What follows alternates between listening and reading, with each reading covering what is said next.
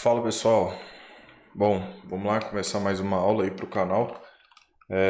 Hoje a gente vai falar sobre pullbacks, pessoal, né? Sobre um movimento que acontece com tanta frequência nos mercados, né, em geral, seja ele B3, Forex, criptomoedas, o que for, porque muita gente, né, às vezes tem a ideia de que muda, né, a leitura de um mercado para o outro, né? Só que na verdade é tudo a mesma coisa, tá, pessoal?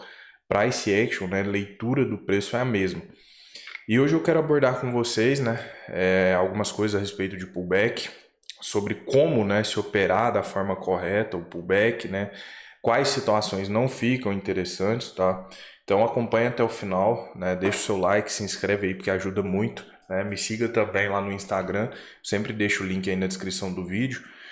E se você também tem interesse, né, em se tornar meu aluno, né, participar do meu treinamento completo, aonde é do zero, né, até o avançado, para realmente preparar, né, para operar o mercado financeiro, né, de uma forma bem simples, mas que funciona, o link está aí na descrição, tá?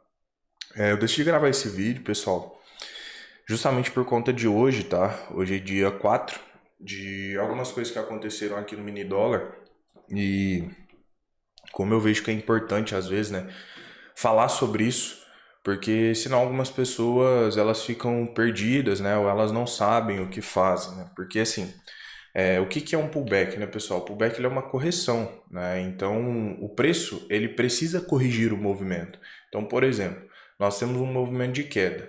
O que que é um pullback? É uma correção dessa queda, é um movimento de alta, né? E esse pullback, eu vou falar mais à frente, ele tem que ser amparado por uma região, né? Tem que ter ali alguma região para a gente mensurar o trade, né? A gente não opera aleatoriamente, né? Tipo assim, fez um pullback, do nada parou de corrigir, começou a cair, eu vou vender aqui, por exemplo, tá? Mas baseado no quê?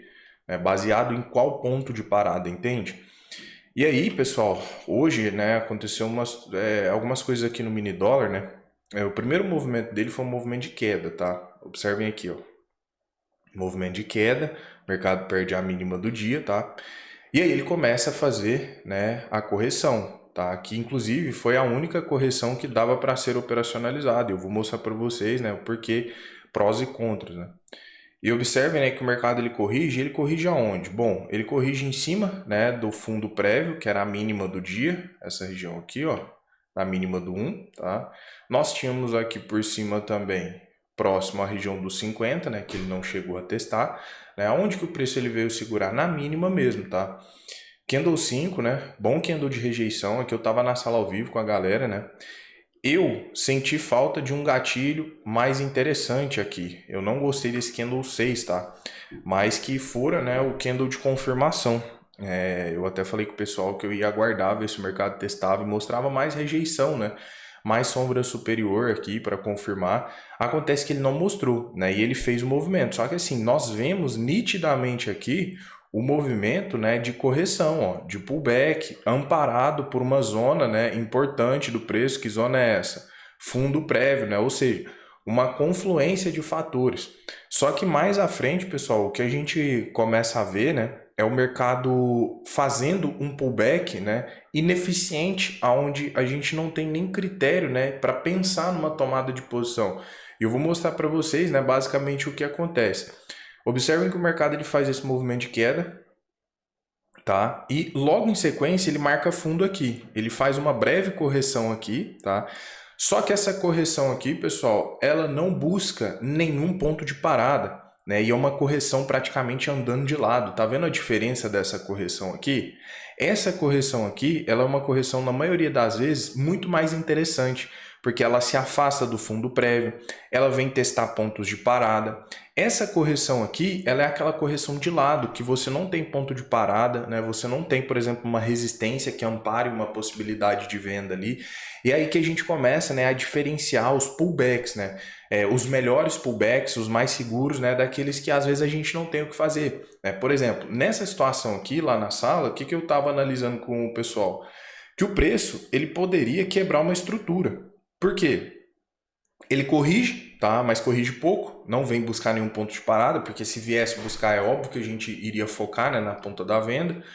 Logo o mercado ele já joga para o fundo de novo, aí ele rompe, devolve, falso rompimento, ele começa a querer confirmar aqui, tá? Só que posteriormente ele não busca, né, o acionamento. O candle 14 ele fecha abaixo, né, do fundo do 9, daí já não seria mais a quebra em referência a esse fundo, aí a gente já passa a nossa referência para o fundo prévio aqui do 11, aí o 14 ele de novo, né, o primeiro gatilho de rejeição, se o 15 rejeita aqui ele poderia confirmar, né?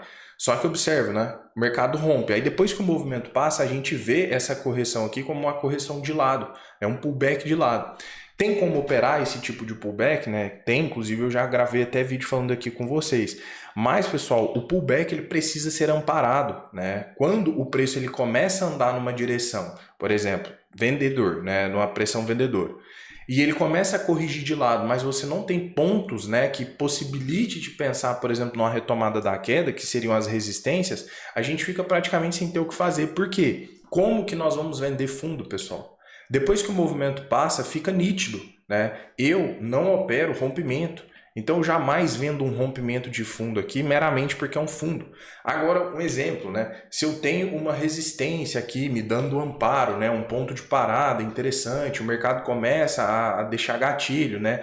A mostrar rejeição, aí eu posso sim, né, pensar em assumir uma venda, mas eu não estou pensando em assumir a venda porque eu operaria o rompimento do fundo, mas sim porque eu estaria olhando para o pullback, né, em cima deste ponto de parada. Eu estaria observando que o preço estaria deixando gatilho, rejeição. E lá na frente a mesma coisa acontece, pessoal. O mercado ele vem, faz um movimento de queda, tá? Aqui eu não vou estar com marcação, mas quais seriam os pontos de parada que nós tínhamos aqui? Nós tínhamos o fundo prévio, tá? Ó, fundo rompido, vira resistência. Nós tínhamos também a FIBO, né, a retração da FIBO, que estava aqui nessa perna, tá? E o que, que a gente observa? Tudo ponto distante. E aí é onde eu repito o que eu falei lá no início da aula, né? Às vezes o mercado ele começa a fazer, por exemplo, um pullback aqui. E aí do nada ele para aqui, começa a rejeitar, né? Mostrar a rejeição e a pessoa pensa em venda. Aí muitas vezes, né, que tá o problema das pessoas que falam que o gatilho não funciona, porque a pessoa ela quer operar sem contextualização. Só entendam, a forma mais segura e correta de você operar um pullback é você tendo uma região de amparo. Porque o que quer dizer o pullback? Quer dizer uma correção da tendência. Mas nós precisamos de uma zona de interesse, né, para poder negociar esse pullback, mesmo o pullback de lado. Então, por exemplo, se eu tenho uma zona de interesse aqui, sei lá, qualquer ponto de parada, diário, 4 horas, 5 minutos, enfim, que seja. E aí o mercado, ele para o seu processo de correção e ele começa a mostrar rejeição, aqui sim faz sentido para mim. A questão é, eu não tenho nenhum ponto de parada e do nada o mercado começa a me mostrar rejeição. Eu vou lá e vendo. Eu estou pedindo para tomar stop. Vamos dar um exemplo?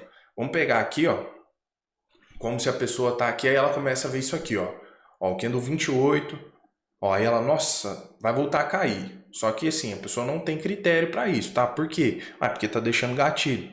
Mas cadê o ponto de auxílio aí, né?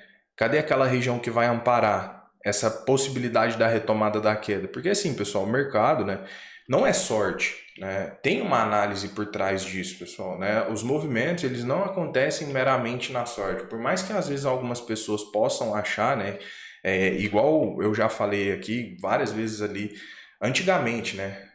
Eu falava muito sobre price action puro e parece que as pessoas não eram muito familiarizadas com isso, né? Quando eu falava sobre alguma entrada minha num ponto, por exemplo, dos 50%, muita gente, foi sorte, é porque tinha um VWAP, porque tinha isso. Mas não, pessoal, não é chute, né? Não é sorte. Tem um motivo por trás disso. Então não é só parar de subir, por exemplo, começar a deixar gatilho e a gente vai vender.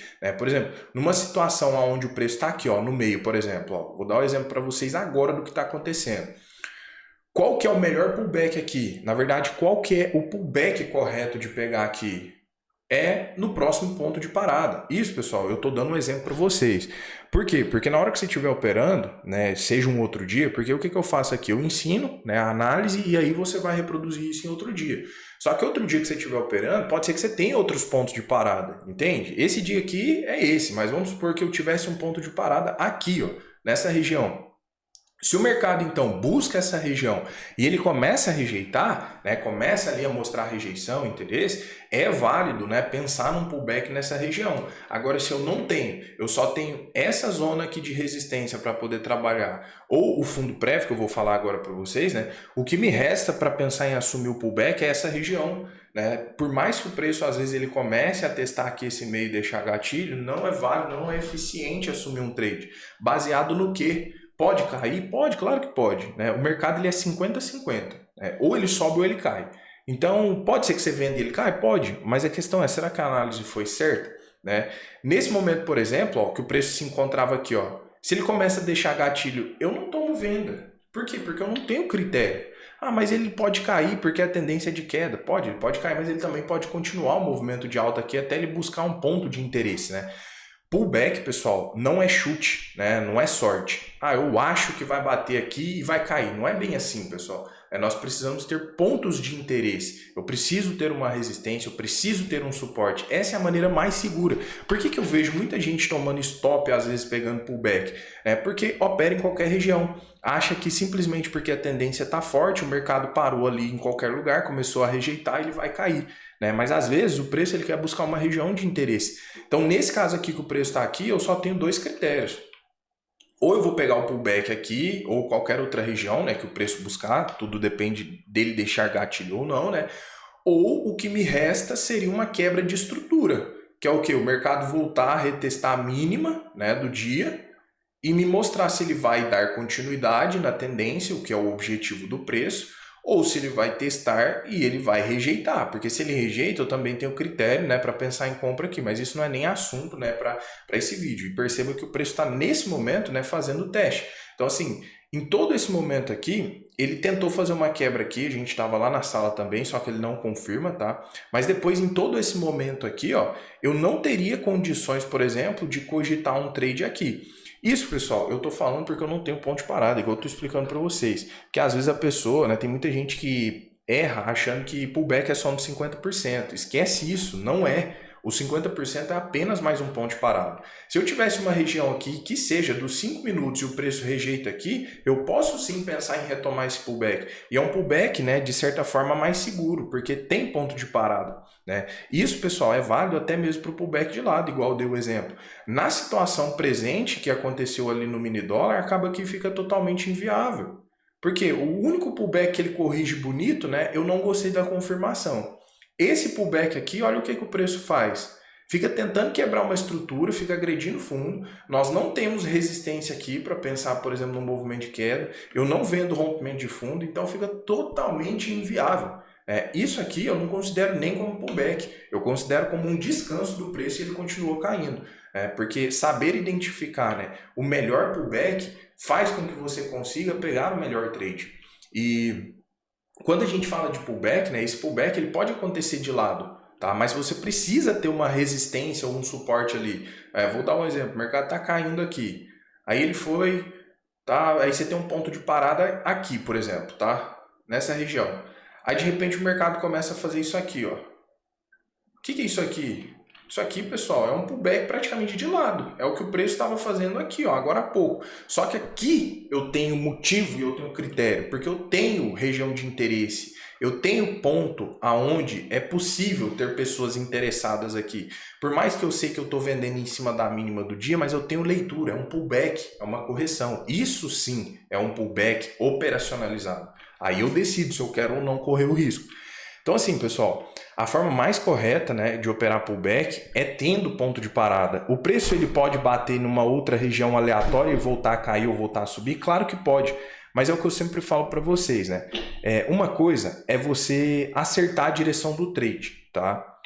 Acertar qualquer um pode, tá? Fazer um trade ali dá certo. Outra coisa é você fazer a coisa correta, você saber o porquê você está fazendo aquilo, né? E você realmente, né, conseguir um ganho ali consciente, né? Fazendo aquilo corretamente, né? Que é poucas pessoas eu vejo assim no geral que fazem, tá?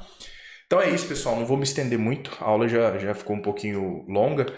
Acho que deu para ficar claro, né? Se por acaso ficou alguma dúvida aí, deixa nos comentários, tá? Que eu estou sempre lendo e aí eu respondo vocês aí. né? E o que eu puder ajudar, a gente está ajudando.